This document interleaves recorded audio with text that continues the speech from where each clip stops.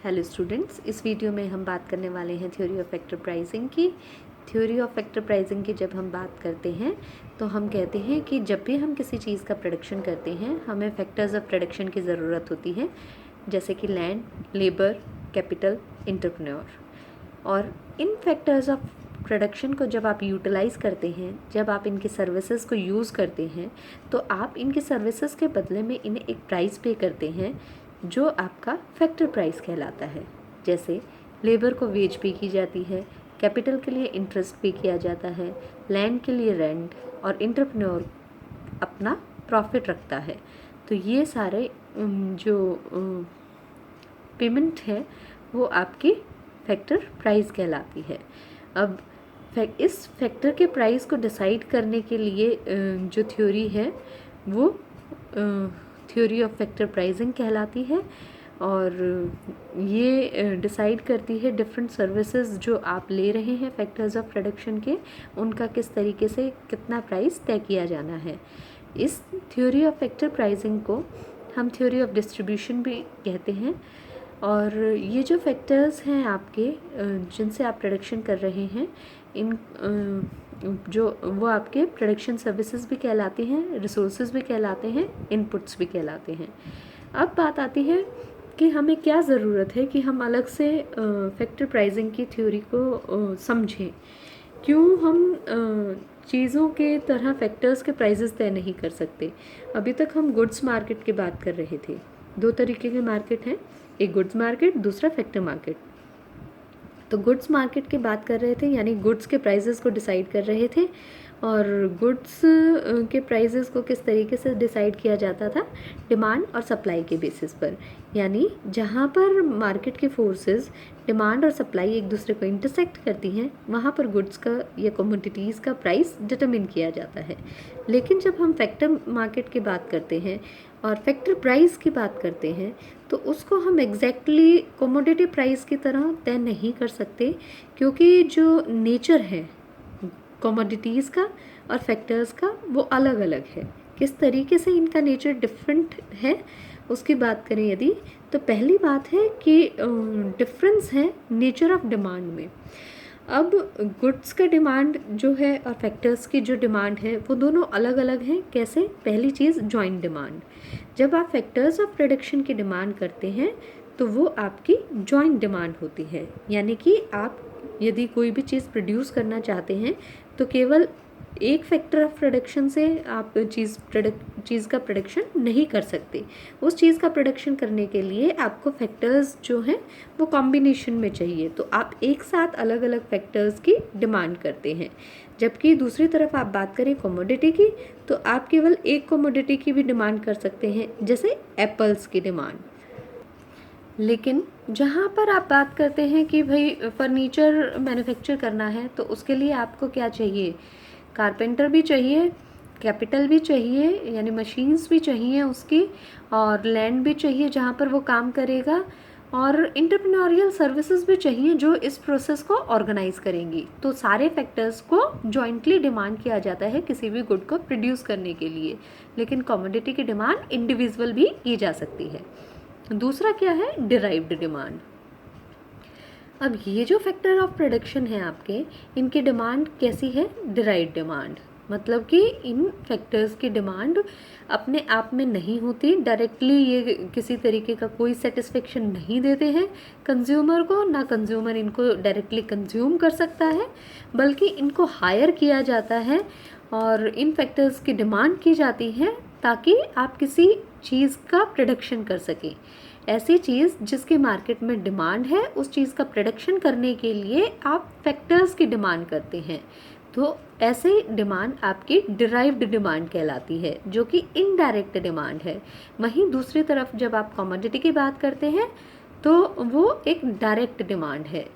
Suppose कीजिए, जैसे हम एप्पल की बात कर रहे थे, तो एप्पल को आप अपनी कंजम्पशन के लिए ख़रीद रहे हैं, जो आप डायरेक्टली डिमांड करते हैं, और उस कंजम्पशन से आपको डायरेक्टली सेटिस्फेक्शन मिलता है।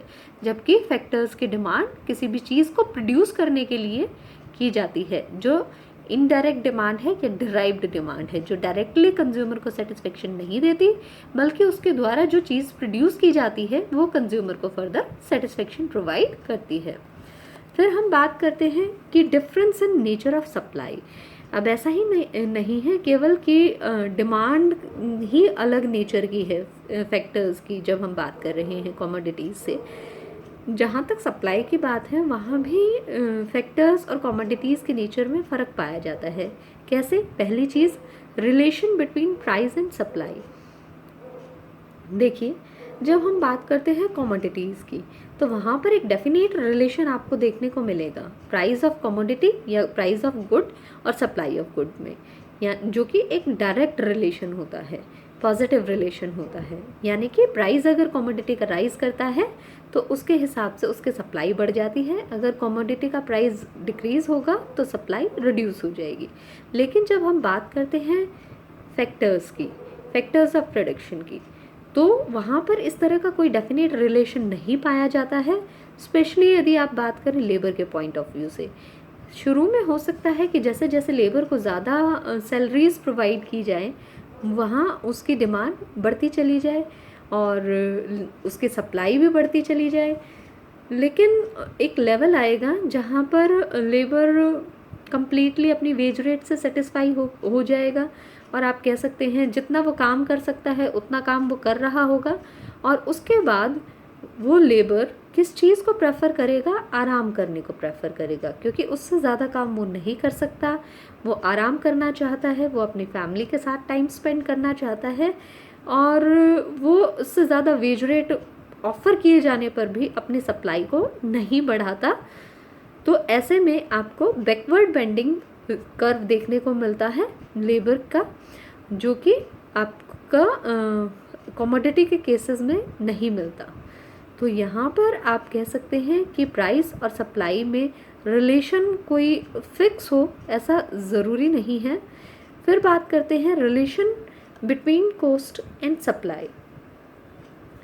अब कमोडिटीज़ के केस में जब आप बात करते हैं गुड्स के केस में, तो वहाँ पर आप कह सकते हैं कि इन्फ्लुएंस होता है, रिलेशन एग्जिस्ट करता है कि जैसे जैसे आपकी कॉस्ट ऑफ प्रोडक्शन बढ़ रही है वैसे वैसे वो सप्लाई को इम्पैक्ट करेगी, और आप एक डेफिनेट रिलेशन इस्टेब्लिश कर सकते हैं between cost of production and supply of goods.